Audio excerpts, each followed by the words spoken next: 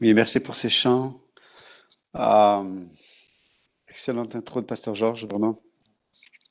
Et on va continuer du coup dans. Alors, je vais peut-être pas utiliser la même expression, s'attacher à Dieu, mais on parle de la même chose.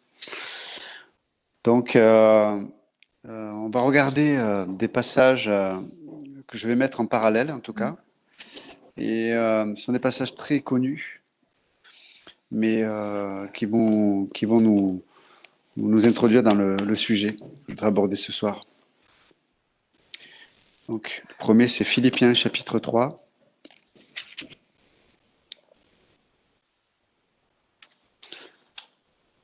Est-ce que, tiens, ça enregistre, c'est bon? Très bien. Donc, l'Épître aux Philippiens, chapitre 3. Donc, l'apôtre Paul est en train de nous parler, en fait, de qu'est-ce qui compte réellement, qu'est-ce qui a vraiment de la valeur à ses yeux. Et euh, ce qui a le plus de valeur, c'est en même temps ce qu'il a reçu, et en même temps, c'est ce qu'il court après, paradoxalement. Et il parle de la personne de Christ. C'est qu'il a rencontré la personne de Christ, et pourtant son objectif, son but de toute sa vie, de toute son énergie, de toute son attention, c'est c'est de courir pour le connaître. Donc c'est intéressant de voir un peu ce cercle vertueux, cette piété, pour utiliser les termes de Paul et de Pasteur Georges en instant, cette piété qui nous introduit dans ce cercle vertueux, c'est-à-dire euh, on le connaît, il s'est fait connaître à nous plutôt, pour être plus précis. Et alors qu'il s'est fait connaître à nous, il y a ce désir ardent dans nos âmes, dans nos cœurs, de le connaître, de le connaître de plus en plus, de mieux en mieux. Et, euh, et alors que nous le connaissons, ça produit toujours un paradoxe, le fait de s'approcher de Dieu. C'est que ça éclipse tout le reste. Ça éclipse nos cœurs face à nos craintes, face à peut-être nos convoitises, face à nos idéaux sur le bonheur. Euh, Plus on rentre dans l'intimité, parce que c'est le mot que j'utilise, que je veux souligner ce soir, plus on rentre dans l'intimité de la réalité de la présence de Christ, plus le reste est éclipsé. Et donc Paul nous parle de cela. Il est en train euh, de résumer un peu ce qui est important dans sa vie. Et donc, on va, on va lire quelques versets. Donc, Philippiens chapitre 3.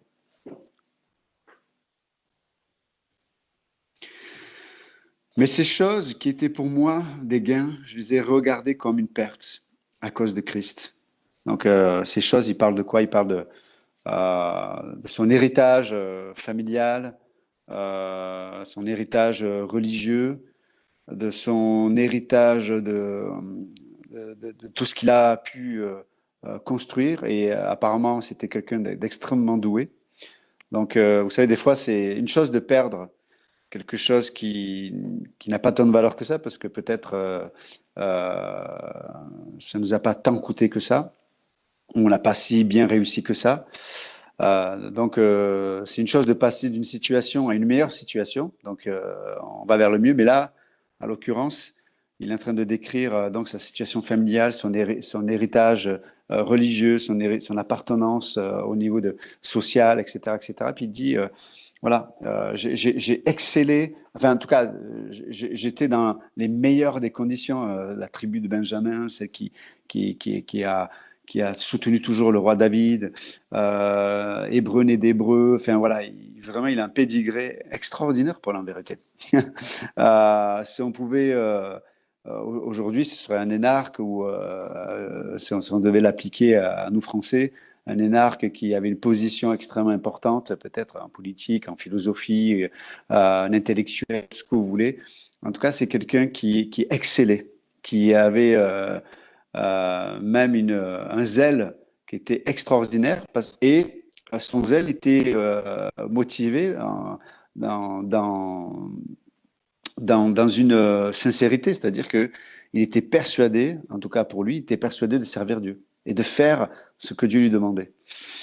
Euh, on pourrait, si on devait retranscrire de façon, en tout cas, la sphère religieuse Paul, ce serait peut-être aujourd'hui un extrémiste islamique ou voilà, capable de donner sa vie et de prendre la vie des autres, sans problème. Avec une conscience sûre d'elle de faire ce que Dieu lui demande.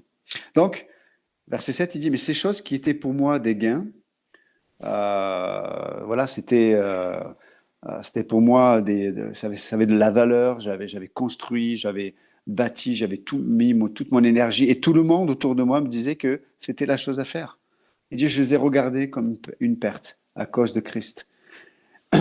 Et même, je regarde toutes ces choses comme une perte à cause de l'excellence de la connaissance de Jésus-Christ, mon Seigneur, pour lequel j'ai renoncé à tout. Je le regarde comme de la boue afin de gagner Christ. Donc, il est en train de dire il parle bien sûr du passé, mais il parle du présent en même temps. Sous-entendu que aujourd'hui, parce qu'il a choisi son objectif, il a choisi le but qu'il recherchait, c'est-à-dire connaître Christ, ben, toutes ces choses restent encore dans son présent de la boue.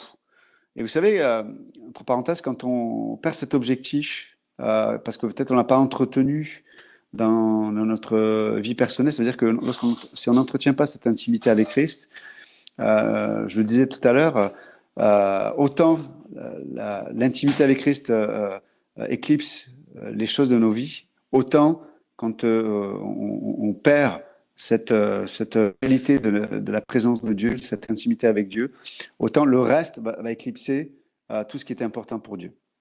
C'est ni plus ni moins aussi simple que ça. Et du coup, lorsqu'on perd la réalité de la présence et de l'intimité avec Dieu, en fait, tout devient un combat en vérité. Des choses qui étaient simples à vivre, à faire, peuvent devenir compliquées. Parce que peut-être nos cœurs sont refroidis parce qu'on n'a pas entretenu cette intimité avec Dieu. Mais on va en parler. Mais même dans le présent, voilà, je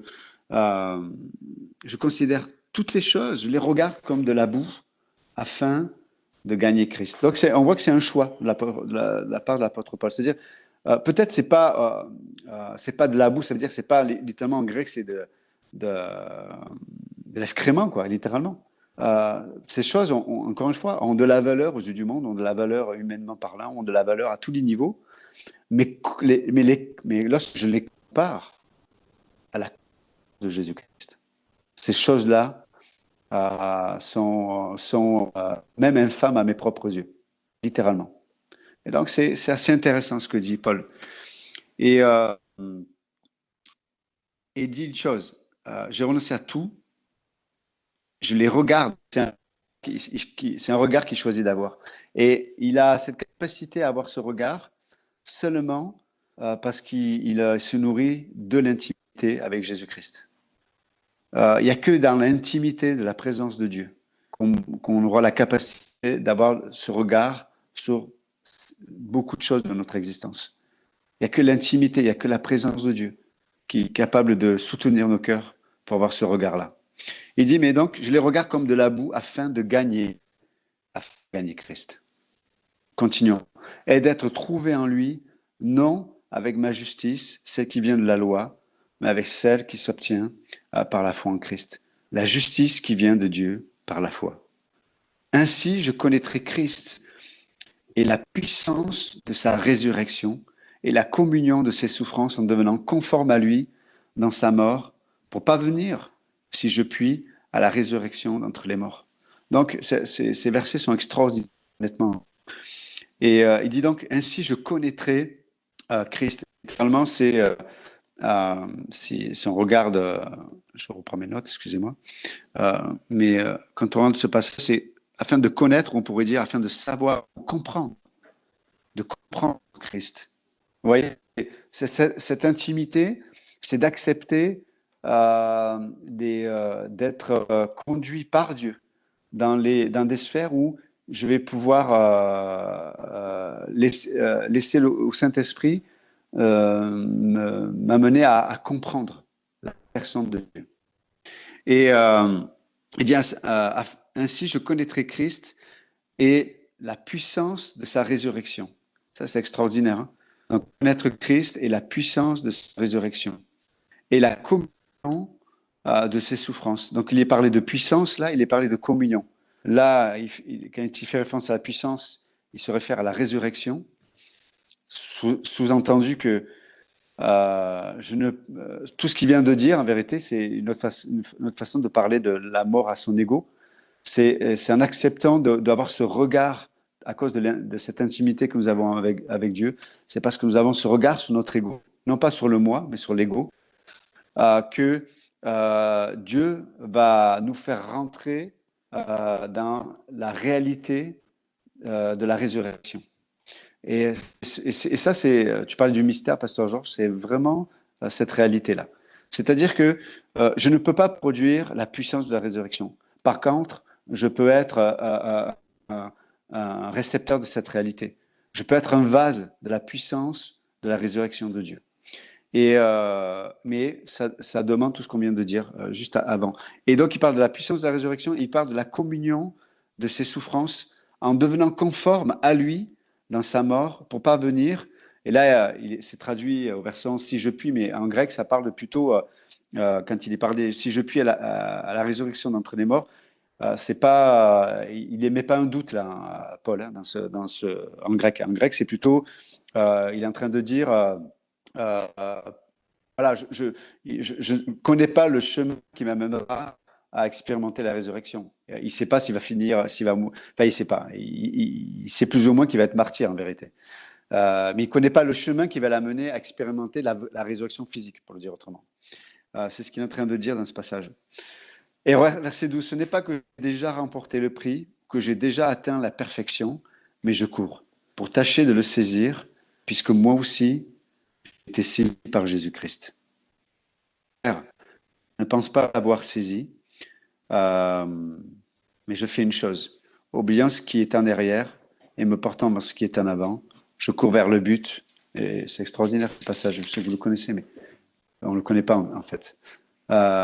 Pour remporter le prix de la vocation céleste de Dieu en Jésus-Christ. Et c'est quoi cette vocation? C'est le connaître et avoir cette assurance de la résurrection.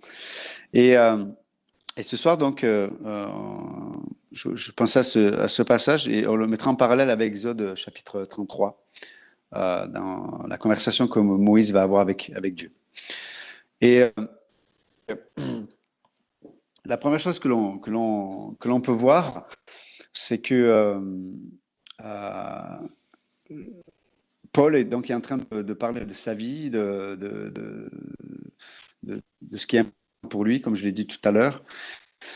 Et on peut voir que ce qu'il veut souligner, c'est qu'il s'est toujours assuré de ne pas perdre le fil, ou en tout cas le bon objectif dans sa vie. Et comme je l'ai dit tout à l'heure, l'intimité avec Dieu, c'est vraiment une clé pour la vie chrétienne.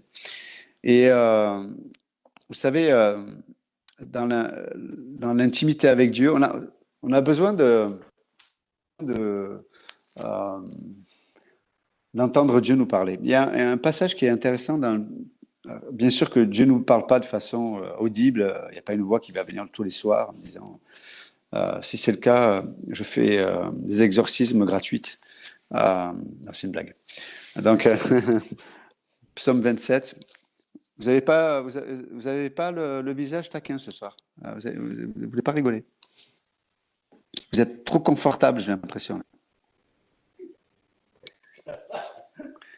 Ça va? Ah, il y en a qui ont souri, c'est bien. Gloire à Dieu. La puissance de la résurrection agit, c'est bon. Ok. Psaume 27.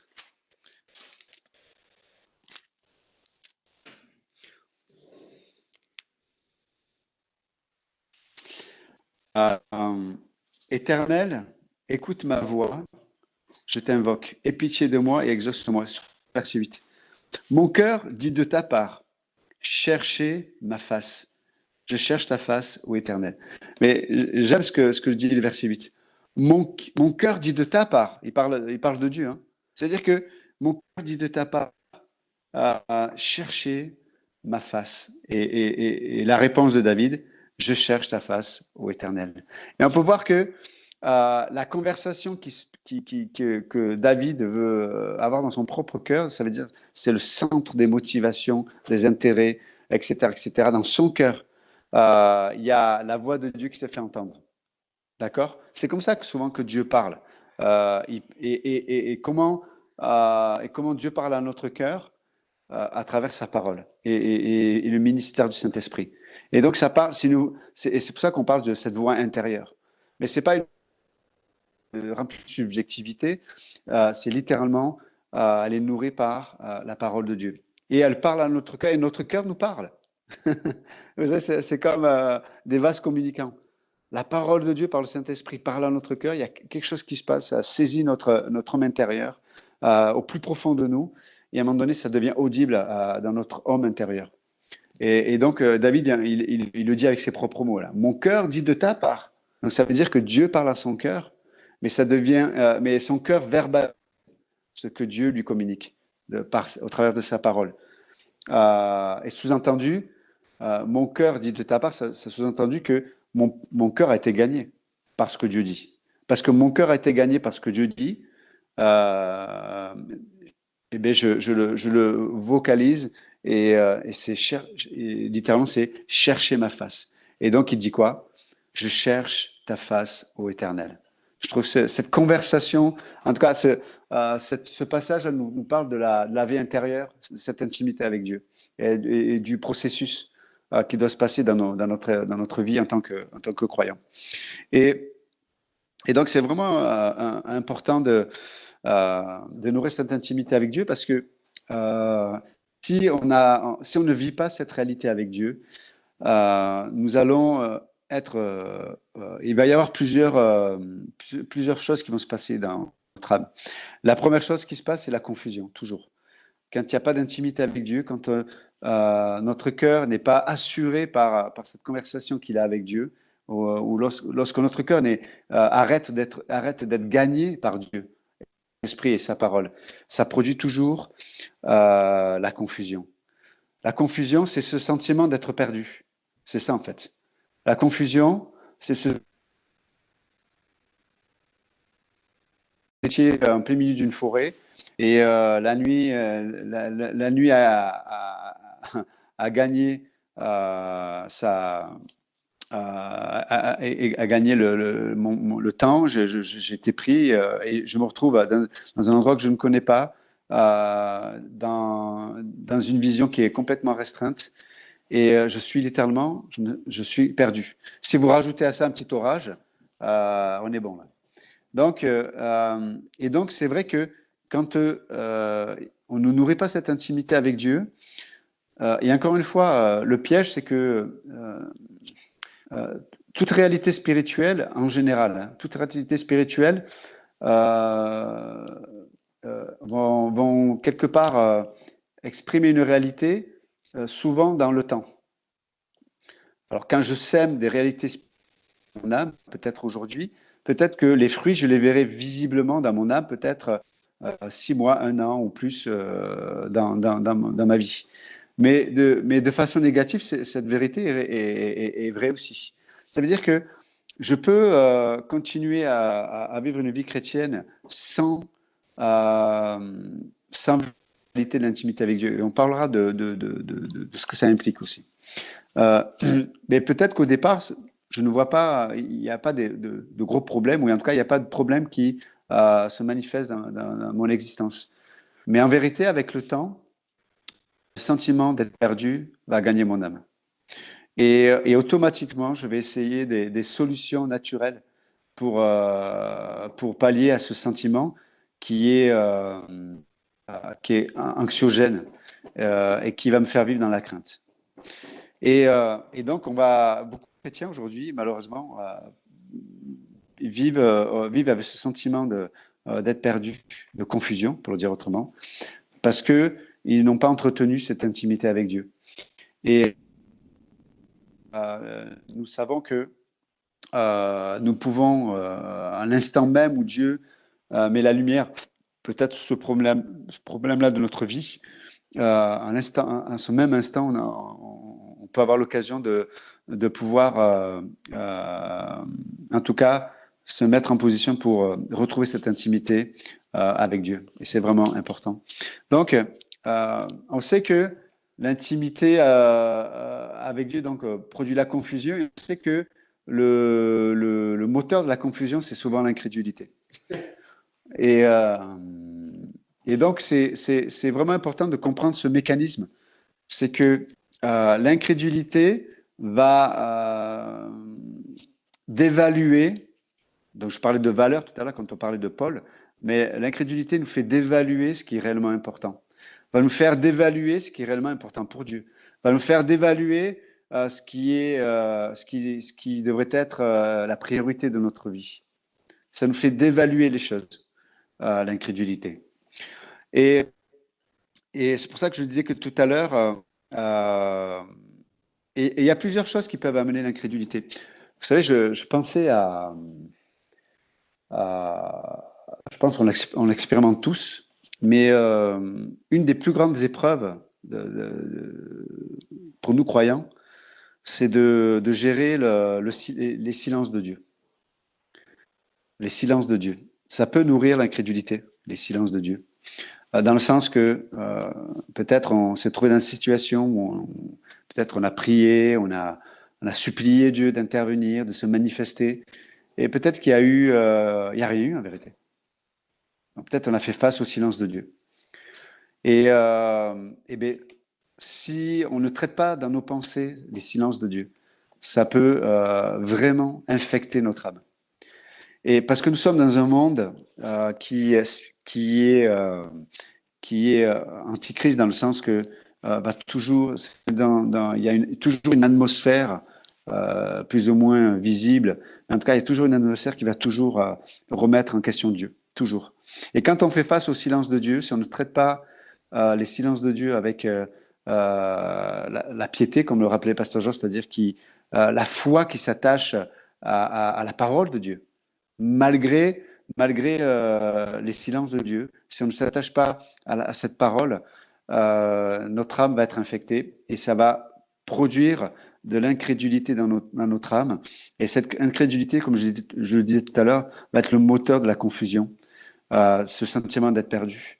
Et donc, il y a des domaines où je vais me sentir perdu. Par exemple, je peux me sentir perdu. Et quand je me sens perdu, il y a, comme je le rappelais tout à l'heure, il y a l'anxiété, il y a la crainte.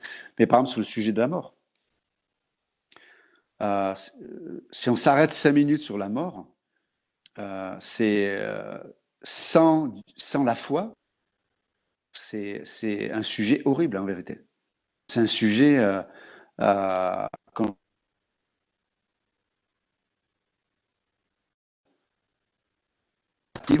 de se dire que je peux arrêter d'exister, je peux arrêter de respirer, je peux disparaître. C'est fini. Il n'y a plus de conscience de soi, il n'y a plus rien, quoi. C'est le néant, le vide. Si notre cœur ne s'attache pas à la vérité, il est complètement effrayant, la mort. Et donc, et vous savez, le diable veut vous savez, il n'invente rien, mais il copie tout. Il a observé depuis le début de l'humanité comment Dieu faisait des liens pour enseigner qui il était aux êtres humains. Dieu nous enseigne en faisant les choses. Peut-être avec la nature, avec les situations, avec de faire des liens. Après, Dieu a fait des liens dans l'homme intérieur avec la parole de Dieu, par le Saint-Esprit. Le Saint-Esprit fait des liens. Il fait comme des références croisées dans notre âme. Voilà, Dieu, on va entendre la parole de Dieu va parler de tel sujet, mais ça va faire un lien avec peut-être ce que je suis en train de vivre ou ce que quelqu'un vit, etc. Voilà, Dieu fait des liens. Mais le diable fait la même chose. Il fait des liens. Et Par exemple, je parlais des silences de Dieu. Le diable veut, par exemple, lier nos craintes ou les domaines quelque part. On n'a pas entretenu notre âme dans cette intimité avec Dieu. Il veut faire des liens entre, par exemple, ce que mes expériences on va dire négatives, hein, entre guillemets, je veux dire, hein, mais nos expériences humainement, nous, elles sont négatives, mais avec le temps, on réalise elles sont nécessaires. Mais il veut faire des liens en disant, voilà, il était où Dieu? Hein, un peu comme un Genèse 3. Mais Dieu, en fait, il est où là-dedans? Et puis, le diable veut te questionner pour t'amener toujours sur son terrain à lui. Et son terrain à lui, c'est toujours contre Dieu et il veut toujours t'amener dans l'incrédulité. Et donc, c'est vraiment important de considérer les liens que le diable veut faire aussi avec certaines choses. Et notre seule arme, mes amis, la foi, comme dit l'apôtre Jean. Vous l'avez vaincu par votre foi. Mais notre foi, elle a du poids, ça veut dire que elle a de la substance dans notre âme lorsque elle est éprouvée. Et cette dernière est éprouvée notamment aussi, positivement, positivement quand on la nourrit dans l'intimité avec Dieu. Seigneur, je te connaître. Ma priorité, c'est d'entendre ta voix. Ma priorité, c'est que mon âme soit, soit gagnée, soit gagnée par la réalité de ta parole. Parce que quand pardon, pas mon âme, mon cœur, l'âme vient après. Mais d'abord, mon cœur doit être gagné par ta parole, par la réalité de ta parole. Et ça, mon cœur ne peut être gagné par la réalité de la parole de Dieu que au travers de cette priorisation de notre intimité avec Dieu. C'est vraiment extrêmement important. C'est extrêmement important. Dans l'intimité avec Dieu, c'est dans l'intimité avec Dieu que nous avons une capacité après pour comprendre et recevoir la parole de Dieu qui va être enseignée du pupitre, etc., etc. Des fois, notre manque de capacité, soit de concentration, soit de réception, soit on va dire, de réalité de mon besoin d'entendre ce que Dieu veut me dire, c'est souvent par manque d'intimité avec Dieu. Et donc, du coup, mon cœur n'est pas préparé, parce que mon cœur n'est pas gagné. Et comme mon cœur n'est pas préparé, mais je vais recevoir 1% au lieu de recevoir 90% ou plus de ce que Dieu voudrait me dire, ou me faire comprendre. Parce que il y a beaucoup de vérités, même des vérités difficiles, comme dit Pierre hein, quand il parle de l'enseignement de Paul. Il dit, mais il y a même des choses difficiles à la compréhension, mais ces choses peuvent être comprises par un enfant lorsque le cœur est gagné à travers l'intimité que nous avons avec Dieu. Et donc, vous avez des gens qui peut-être intellectuellement n'ont pas un QI d'Einstein, mais ils vont comprendre les réalités, ils vont comprendre des choses difficiles à comprendre pour n'importe qui. Ils vont les comprendre, ils vont les saisir à cause de l'intimité avec Dieu. Et c'est extrêmement important. Et c'est ce qu'est en train de dire Paul dans Philippiens chapitre 3. Et il nous enseigne qui est essentiel. Essentiel. Il dit, mais voilà, dans la priorité de mes priorités, le but des buts, voilà, c'est de le connaître. C'est de le connaître. Parce que c'est alors que je fais tout pour le connaître, c'est là que je vais expérimenter la puissance. Qui ne veut pas de la puissance aujourd'hui? Tout le monde veut de la puissance. Les chrétiens veulent de la puissance, les non-croyants veulent de la puissance, tout le monde veut de la puissance. Mais Paul dit la puissance de la résurrection. Sous-entendu, la mort, la mort, Dieu me l'a pour ma propre existence. Par contre, la puissance de la résurrection, ça appartient à Dieu de la donner. Mais Dieu la manifeste dans un vague.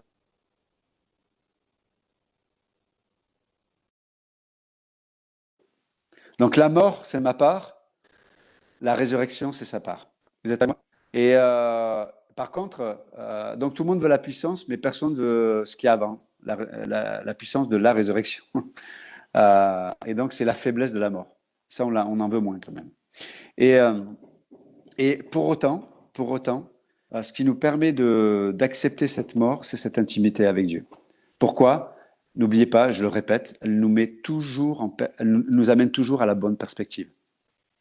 Comme Paul le dit, je regarde, je regarde, je regarde ceci dans ma vie. Je regarde mon passé, mon expérience, mes blessures, mes réussites. Je regarde tout ça comme de la boue, littéralement, face à la nécessité de l'intimité avec Dieu.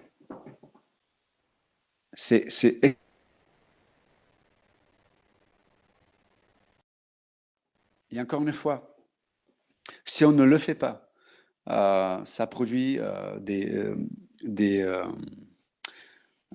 problèmes dans notre âme. Et notre âme se nourrit de ce que notre cœur va lui dire aussi. Qu'est-ce que mon cœur communique à mon âme? Est-ce que mon cœur communique du poison à mon âme? Et donc, souvent, nos émotions peut-être peuvent refléter le poison qui est nourri dans mon cœur. Qu'est-ce que j'ai chéri au plus profond de mon être?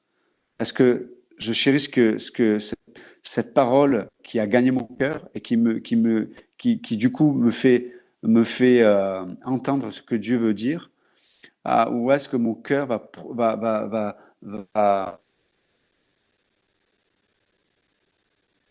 mon âme du poison, comme je disais tout à l'heure, dans mes émotions, ma volonté, mes raisonnements, etc., etc. Et quand ce poison agit dans mon âme, je ne comprends rien, je ne comprends pas les choses de Dieu. Je ne comprends pas les choses de Dieu. Et même les choses de Dieu, comme je le rappelle tout à l'heure, elles commencent à prendre. C'est elles qui deviennent de la boue. C'est elles qui je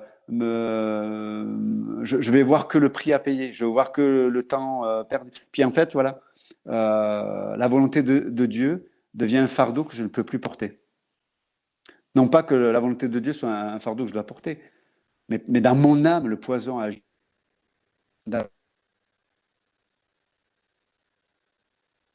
Et vous savez, devenir susceptible, on peut devenir, ouais, on peut être dans la réaction, etc., etc. Parce que il y a du poison qui s'est infiltré parce que dans notre cœur n'est plus gagné par la parole. Et notre cœur est plus gagné par la parole parce que nous nous nourrissons plus de cette intimité nécessaire avec Dieu. Et donc, c'est extrêmement important. Et on revient un peu à ce que nous rappelait tout à l'heure Pasteur Georges sur la piété et le fait de l'importance d'attacher à Dieu. Et par contre, ce qui est extraordinaire dans l'intimité avec Dieu, ce qui est extraordinaire, c'est que l'intimité avec Dieu nous amène à avoir une grande assurance. Pourquoi? Parce que c'est seulement dans l'intimité avec Dieu, dans la présence de Dieu, que notre âme peut trouver son vrai repos. Le repos, mes amis, dans notre âme, se trouve dans l'intimité. Vous ne le trouverez pas. Vous ne trouverez pas le repos ailleurs que dans l'intimité avec Dieu. Et donc, lorsqu'il y a le repos, il y a l'assurance. L'Épître aux Hébreux, Hébreux 4 et Hébreux 3. Hébreux 3 nous parle du repos dans lequel Dieu nous a introduits. Hébreux 4 nous dit « Venez avec assurance au trône de la grâce ». Vous voyez, là aussi, ce cercle vertueux de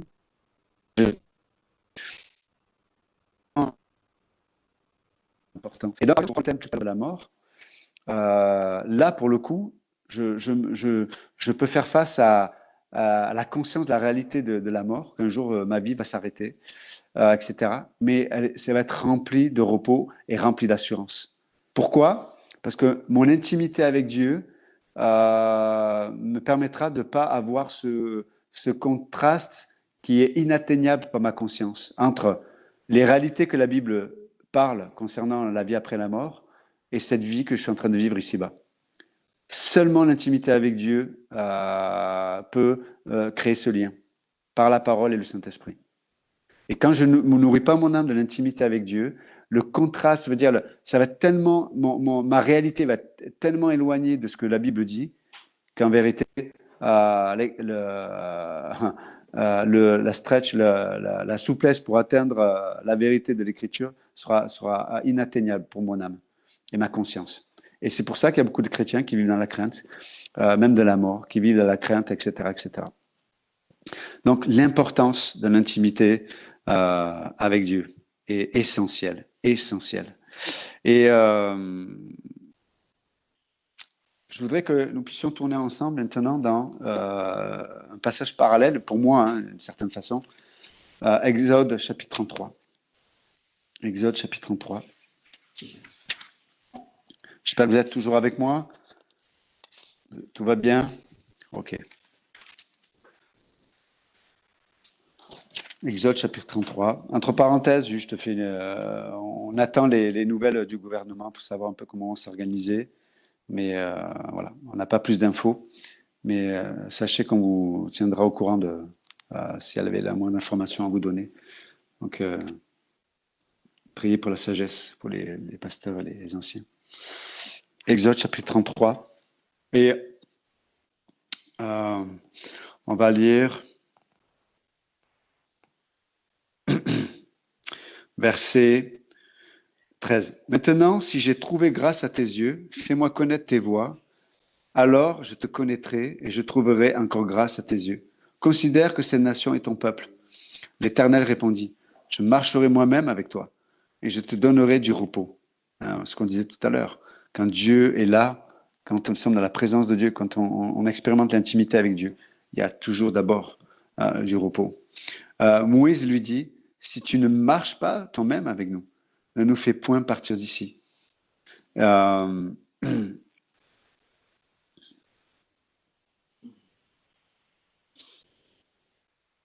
Et donc, il continue, verset 17, l'Éternel dit à Moïse, je ferai ce que tu me demandes, car tu as trouvé grâce à mes yeux, et je te connais par ton nom. Et ça, c'est un passage extraordinaire, donc du verset 12 au verset 17, parce que on voit à quel point Moïse est conscient de cette nécessité de la présence de Dieu. N'oubliez pas, là, il est dans la tente d'assignation, la tente de la rencontre. Hein. Ça parle d'intimité là aussi, hein. La tente de la rencontre. Et donc, il est conscient de la nécessité d'être dans cette intimité avec Dieu. Et il y a le verset 13. Hein. Maintenant donc, je te prie, si j'ai trouvé grâce à tes yeux, fais-moi connaître tes voies, que je te connaisse, afin que je trouve grâce à tes yeux. Et là, il dit, considère aussi, mais j'aime ce que dit Moïse. Si j'ai trouvé grâce à tes yeux, fais-moi connaître tes voies, afin que je te connaisse. Intéressant. Hein? Et donc là, ça nous donne une petite indication sur comment nourrir notre intimité avec Dieu. Vous savez, dans l'Écriture, les voies, c'est différent des sentiers et des chemins. Hein. Les sentiers et chemins, c'est ce que l'on fait. Hein, c'est les œuvres que je peux faire, par exemple. Là, par exemple, là, je suis en train de prêcher, c'est un sentier, c'est un chemin. Je suis en train de prêcher. Par contre, la voie, les voies, ça parle de quelle est la manière dont je fais la chose. Pour le dire autrement, comment je fais la chose. Et donc, on peut voir que Moïse comprend que si je rentre dans la manière de comment faire les choses, je vais comprendre par le mystère du Saint-Esprit et la parole, je vais comprendre, je vais pouvoir connaître Dieu, entrer dans l'intimité avec Dieu. C'est ce qu'il nous dit dans ce passage. Et donc, c'est intéressant de voir un peu le process, en tout cas la façon de fonctionner que Moïse est en train que Dieu dit que Dieu donne à Moïse. Vous savez, on pourrait le dire autrement. Seigneur, enseigne-moi, aide-moi à vivre de la bonne façon, de la bonne manière, ce que je dois faire, ce que je dois accomplir. Et donc ça, c'est extraordinaire parce qu'on peut voir que dans chaque sentier, dans tout ce que Dieu nous appelle à faire, d'abord Dieu nous appelle à le vivre de la bonne manière. Donc, peut-être, si je donne un exemple, je sais pas, peut-être une épouse sert le repas à son mari, par exemple, et elle peut lui présenter l'assiette de deux façons. Elle peut lui présenter l'assiette avec une attitude voilà, de servir, d'amour, etc. Ou alors on peut lui jeter l'assiette en pleine figure, quoi. C'est un peu l'image. Là, je te jette l'assiette, voilà, je te donne à bouffer et voilà. Donc, on peut voir que les deux cas, elle fait la bonne chose. D'accord? Elle prépare à manger, elle le donne à son époux, etc. Mais, mais dans les deux, mais il n'y a qu'un seul cas où elle a appris à le faire avec, comme il dit, comme le dit Moïse, il dit, c'est le verset, fais-moi connaître tes voies. On peut voir que dans un cas, elle le fait avec ses propres voies, et dans l'autre cas, elle le fait avec les voies de Dieu, à la manière de Dieu. Et je dirais, dans tout ce que Dieu nous appelle à vivre, je veux dire, dans notre existence, hein, que ce soit au travail, que ce soit, comme je viens de le dire, dans notre intimité de couple, dans la famille, etc., etc., il y a toujours des chemins que nous empruntons. La question, c'est est-ce qu'on emprunte ces sentiers et ces chemins en les vivant avec la voie de Dieu, les voies de Dieu? C'est ça la vraie question. Et c'est pour ça que je disais tout à l'heure que voilà, apprends-moi à vivre à travers les sentiers et les chemins que tu amènes dans ma vie. Apprends-moi à vivre, à découvrir tes voies. Encore une fois, qu'est-ce que dit Moïse?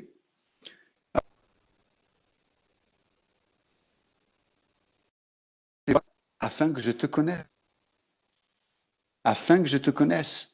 Et on revient à Philippiens 3.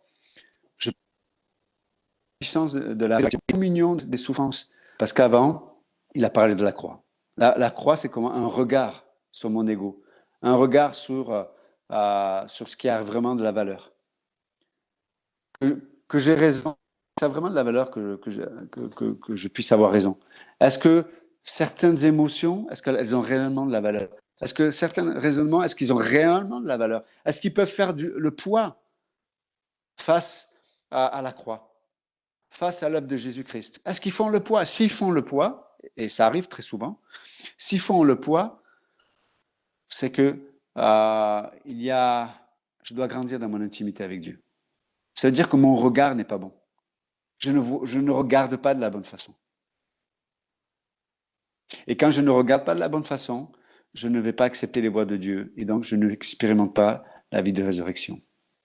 Et la boucle est bouclée un peu, ce que je disais tout à l'heure. L'intimité avec Dieu. Il y a tellement de choses qui veulent nous voler. Et ce que j'aime et là on revient dans Philippiens 3, ce que j'aime dans ce passage, c'est la fraîcheur de Paul, dans sa marche avec Dieu. Ça fait des années qu'il est converti. Mais on sent que quand il écrit là, il y a une fraîcheur.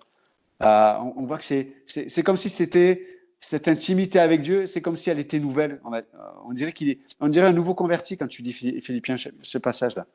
On a l'impression que c'est un nouveau converti qui parle. Je considère tout comme de la boue. Pour comparer à la connaissance de Christ, c'est vraiment, ça n'a pas de valeur. C'est waouh! On voit l'intimité avec Dieu rafraîchit nos âmes sur ce qui a de la valeur.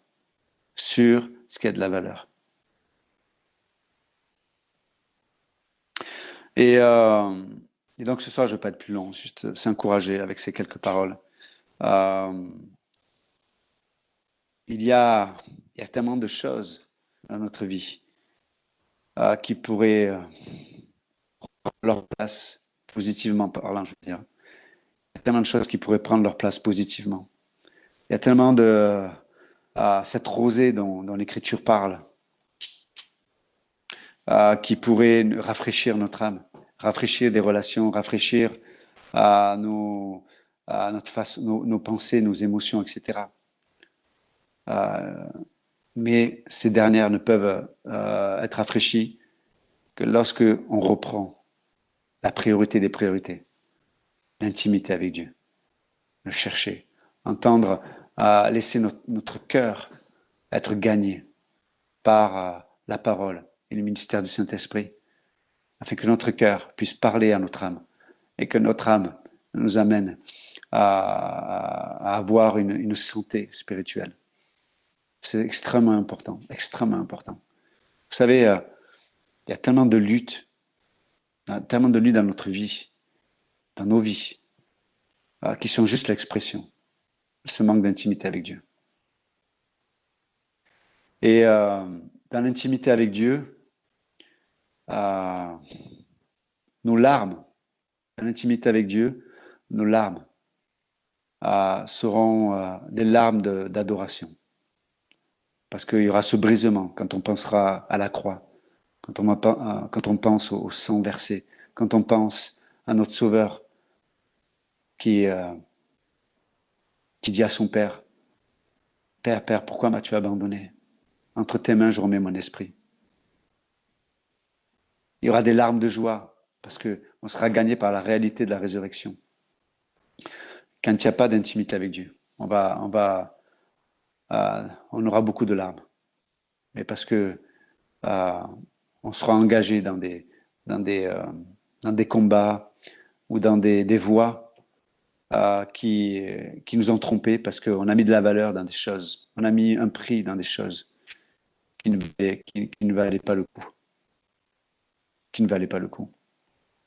Et donc, je peux juste vous encourager et m'encourager tous à prioriser pour les prochains jours, les prochaines semaines, les prochains mois, l'intimité avec Dieu. Je vous assure, l'intimité avec Dieu. Alors, cette intimité peut se manifester dans cette, peut-être vivre, passer des moments seuls avec Dieu, mais l'intimité avec Dieu, c'est aussi vivre dans le corps de Christ, parce que le corps c'est le corps de Christ.